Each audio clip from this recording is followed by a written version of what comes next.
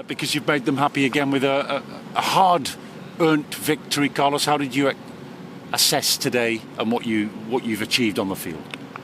I have the same feeling that, I agree with your words, because I knew that Hull were demanding a lot of level of energy to win these 3 points, because they are a very, for me, energetic team that they, in every result, they will give up with options to play with more fast strikers like they did in the first half, trying to use their recoveries to counter-attacks, or play with more target strikers, trying to put balls more directly to the box. And for me, we were living different types of games, but for me the adaptation of the team was the right adaptation, even knowing that was a lot of effort and suffering in some moments, especially at the end of the game, because they have for me 2 big chances. But I am very pleased for me with the energy and the style of game that we put in the first minutes, dominating the game, creating chances, attacking. And of course, after you score 1 goal, sometimes you start to be more defensive, trying to protect the result that you have in that moment.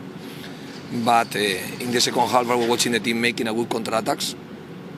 And for me, after we scored the goal, for me today, the second goal was very important to get the 3 points, because if we don't score the second one, for me the game will be more challenged, even at the level that I had today. The foundation of your victory, Carlos, came from the hard work you describe and dealing with the way Hull approached it. We've just had a conversation with Tom Lees about this, and particularly the set-piece attack that led to his goal.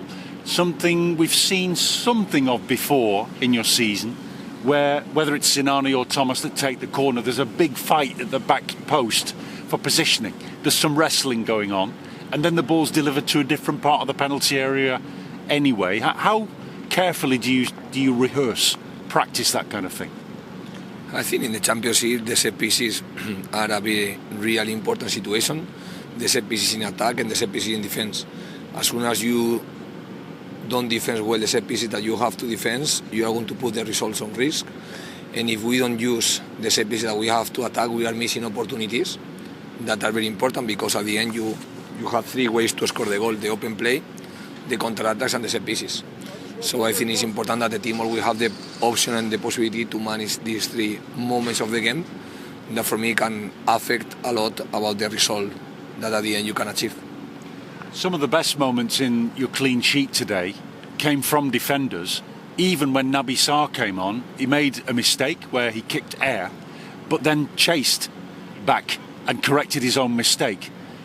Even earlier in the day, Matty Pearson, after the start of the second half, had gone back to make a really important defensive block, and that commitment, that concentration at the back is so important to your team at the moment. No, it's necessary, because we know that if we don't defend well, we are going to put the results more on risk. And talking about, for me, the action of Sarr, it's not easy to be defender and without Made warming up, because we weren't thinking him to play that game for one reason. Because for me, be defender and arrive to one game with this level of exciting, with this level of aggressiveness of the other team is always a high challenge, because the change between to be in the bench and to be in the pitch is too high. But I think it was not easy for Sarr, but he did really well, because after his mistake he was able to correct the mistake, and he was showing that he has a very good skills to be a very good central back. And you were about to talk about the second goal that completed the job. A great bit of brilliance by Dwayne Holmes, full of character, the Dwayne Holmes character. I think it's important to have the mentality, or to keep the mentality that Holmes is showing in the last weeks. But it was not only today. If I remember from the game of Nottingham Forest, I am watching one Holmes that from the bench was helping a lot of the team, or today from the first 11 of the team. And I know that when Holmes has the mentality to be an attacking player too, he had his quality as a midfielder with his finishing as a last pass as a striker. And for me, it's one action that I was watching in the training that he can dominate. It's only just to put the determination to make every time that he can, because he has this option to make this type of level of finishings. Do you feel, in terms of the resources you've got on the bench and on the field now, Carlos, like a rich man? Do you feel that you've got plenty to work with, different kinds of players? It certainly sometimes has felt like that in the last couple of games from the sidelines. I always say that for me it's very important to have good number of players that can play in each position. And from the beginning of this year, I am saying that I trust a lot in my squad because I am knowing that I know the level of the players, but not only the players that they were playing today. For example, for me to put Ruffles out of the team that I did yesterday was a very tough and unfair decision because Ruffles has the level not only to be in the bench, he has the level to be in the first 11 because I am watching every single time. But sometimes it's positive for the group to make the coach that is making unfair decisions because it means that everyone is working in the level that they need to be working. So there is any type of doubt that we need to have many options for the players, that the championship is long, is so demanding. In 3 days we have another tough, very tough game because I was watching yesterday Birmingham competing against West Bromwich, and we are going to have another very demanding game that we need to be ready to face.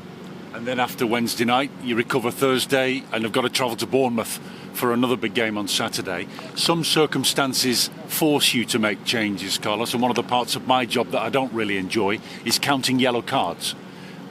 If I'm wrong, do say, but I think that was Levi Colwell's 5th yellow card today, no? No, he has the 4th. Aha, I was wrong. I'm really pleased. So, in fact, at the moment, as things stand, you expect to be able to select Levi Colwell on Wednesday? Yes, 100%, because he's going to be one of the available players. The most important thing, like always I say, is how the players react after the effort that they were doing today. I hope that everyone react well, but it's true that we need to now to manage individual cases to see which players are in the conditions to arrive to the game or which players are not in the conditions to arrive. Sometimes, Carlos, a reporter likes to be wrong. Extra homework to me. Because I got the number wrong for Levi Colwell's yellow cards. That's good news. Congratulations and thanks for your time. You were not the only one that told me the same thing. Oh, really? Thing. Yes. Oh, that's really good news. We'll find out more about this. It's an intriguing situation. The EFL Cup one doesn't count. Yeah. Oh, this is even more complicated than I thought my job already was. Now it's clear. The situation is very clear. Perfect. No, it's more complicated.